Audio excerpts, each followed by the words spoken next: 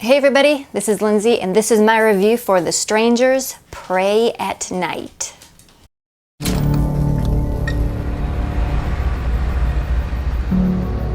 This place seems empty.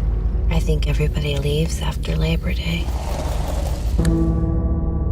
This is nice, right? There's someone else staying here?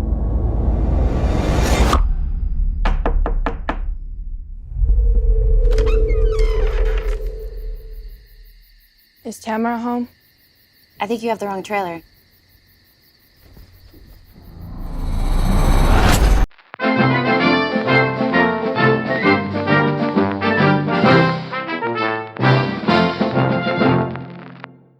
I really liked this movie. I know it's gotten some mixed reviews, but I thought this movie was great. I thought it was a great, true to form return to the classic slasher movies of the 80s and the early 90s, especially the 80s. And it was just a fun time. I got scared, I jumped, it legitimately spooked me out. I really liked this movie.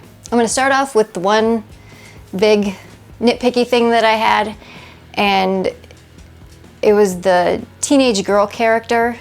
At the beginning of the movie, she is super annoying and super stereotypical. I'm a teenager and I hate my parents and I smoke cigarettes and I'm edgy, that kind of thing. It got a little old real quick, but once the killing started, you forget all about that. Leave us alone! So the basic premise is this family, a mom, a dad, and a brother and a sister, are taking the daughter, who's a little bit of a juvenile delinquent, to a private school to get her away from the situations that she's in, which they really don't go into detail about, like what she did that was so bad. But they're taking her to this private school, and on the way there, they're gonna stop at this like summer trailer lake resort that the mother's aunt and uncle run. And by this time it's off season, so there's no one else there besides the aunt and uncle that run it. Another great thing about this movie is it doesn't heavily rely on jump scares like so many horror movies do these days. There isn't always a huge loud noise to accompany whatever you're supposed to be scared at. I don't see anything. Guys, I think we should get out of here. And that makes this movie even scarier because it's not forcing you into those situations, it's letting the terror slowly wash over you.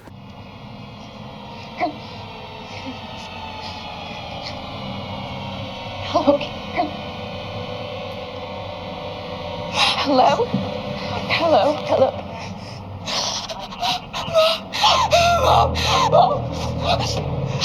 Hello? There's a big problem with modern day horror.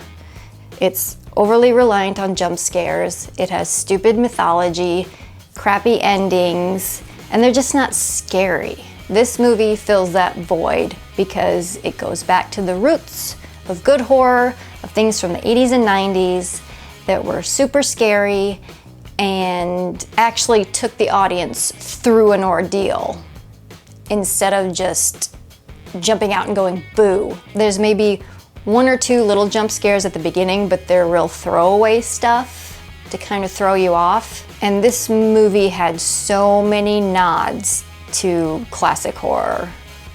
So many different things that were a nod or a little tip of the hat to certain horror movies and horror filmmaking in general. And it started off with the opening stinger right off the bat. It establishes where the action's taking place, and it establishes the malevolence of the three killers. And it puts the audience in the right mindset for what they're gonna see for the rest of the movie. And it also doesn't give too much away either. The title card sequence is also very early slasher movie. Just the font that they use for the title, very 80s. Now, when they arrive at this little lakeside retreat, the only way to get there is across a bridge, which smacks of Evil Dead. And also the name of this resort is the Gatlin Lake Resort. And for those of you that don't know, Gatlin is the town from Children of the Corn. And also with lake, it's reminiscent of Camp Crystal Lake from the Friday the 13th series. They use a lot of 80s and 90s music throughout this whole thing in addition to the score. And the score is really reminiscent of the original Halloween movie. And this film looks like a horror movie. It's gritty, it's got lens flare, and you get these really nice cross dissolves from scene to scene. And the ending is straight out of the Texas Chainsaw Massacre when she's being chased by, in this case, he has an axe instead of a chainsaw, but she jumps into the pickup bed of some passerbys to get away, and he's chasing after her, swinging the axe. Another amazing thing that many horror films recently have lacked is that one iconic scene. You have that closet scene in Halloween.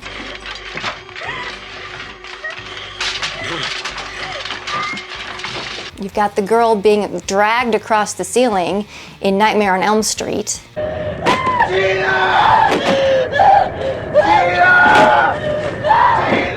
You've got Jason popping up out of the water at the end of the original Friday the 13th.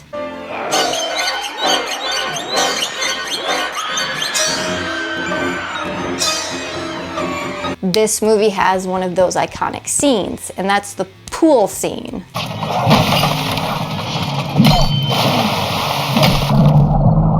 The pool scene was amazing.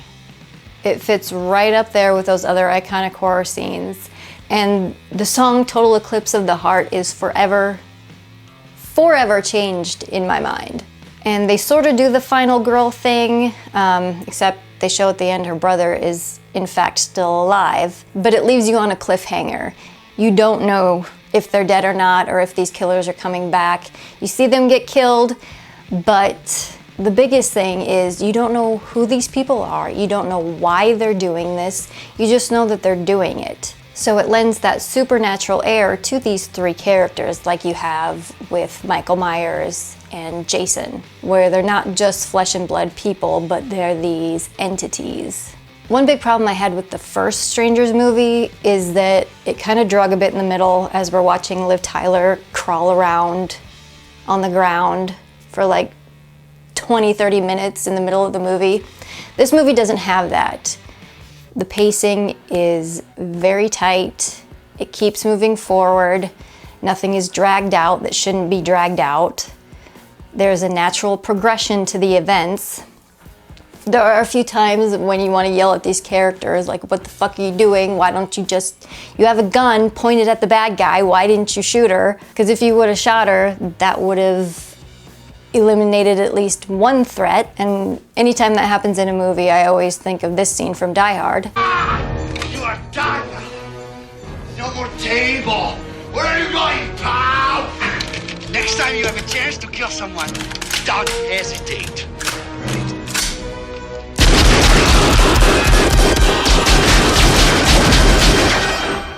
Thanks for the advice. And another problem in modern horror, when it's set in modern day, is the problem of technology. Technology always gets in the way. There always has to be some kind of scene explaining why the cell phone doesn't work or why they can't get in touch with the outside world, or they try to somehow incorporate the technology into it and they use fake search engines and all that stuff, and it doesn't work at all. It's really bad.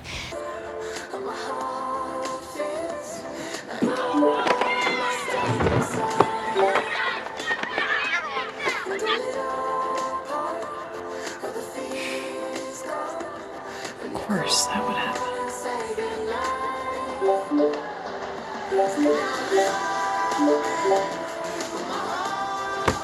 This movie does a lot better job of addressing that in a very natural way, something that's believable and something that could actually happen in the real world. Some of the nods to the older movies could be seen as a little hokey or ham-handed. The only one that I thought came close to that was the Gatlin Lake Resort. It was a little on the nose, but it's appreciated, by me at least.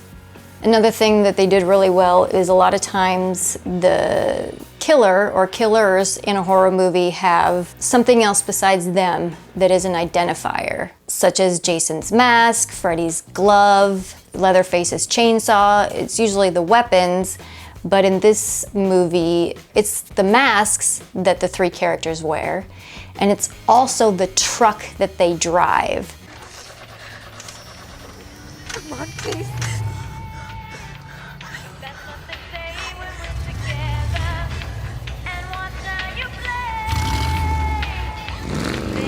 Those things are signifiers of those characters and are representations of those characters. Things like this are what make horror movies and horror movie villains iconic.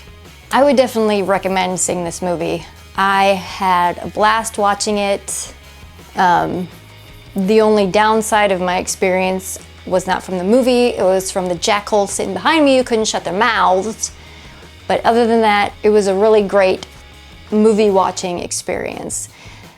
It's always fun to go watch a great horror movie at the movie theater and experience it with a crowd full of people who are jumping in their seats and getting scared. And when it's over, you feel like you've collectively gone through this experience. If you have paranormal activity fatigue, go see this movie. It'll re-energize your horror bone, and it will restore your faith in horror movies. This is Lindsay signing off. I love you.